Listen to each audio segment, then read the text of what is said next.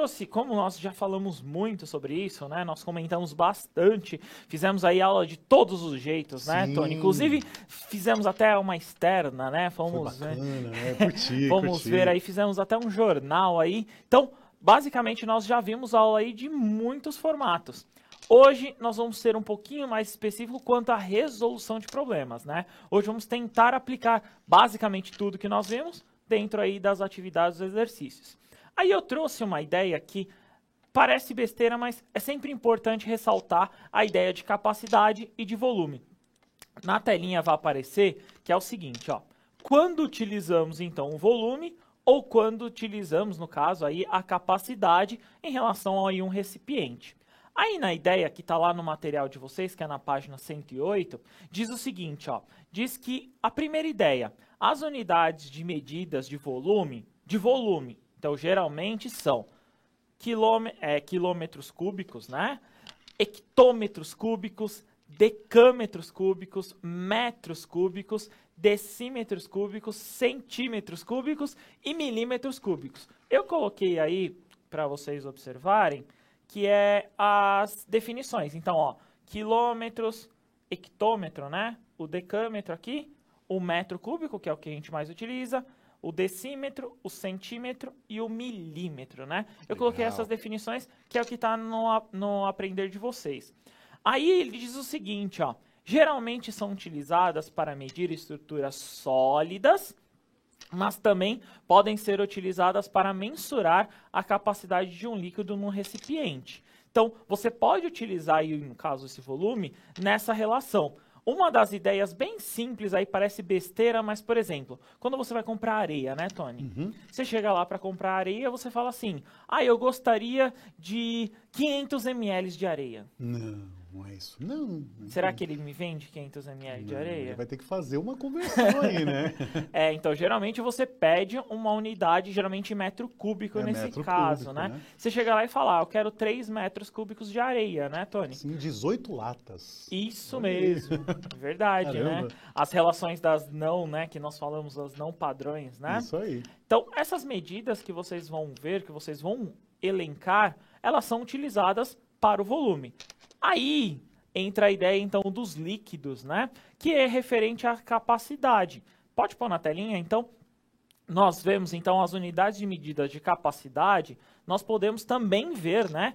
Como eu posso utilizar aí o metro cúbico, quilômetro e etc. Mas também eu posso utilizar o quilolitro, hectolitro, decalitro, o litro, decilitro, centilitro e mililitro. Muitos, né? Então, geralmente são utilizados aí para medir os líquidos. Então, não que é obrigatório, né, Tony? Eu posso utilizar aí a relação, nós vimos em aulas passadas aí, a questão da medida, eu posso falar uma determinada, por exemplo, água. Eu posso falar que tem tantos metros cúbicos. Nós comentamos, né, a conta de água vem em metros cúbicos, exato, né? Exato. Então, nós temos essa relação, mas usualmente, de forma que nós, né, utilizamos no cotidiano, utilizamos aí o litro. Muito bem. É isso Beleza? mesmo. Perfeito. Ok?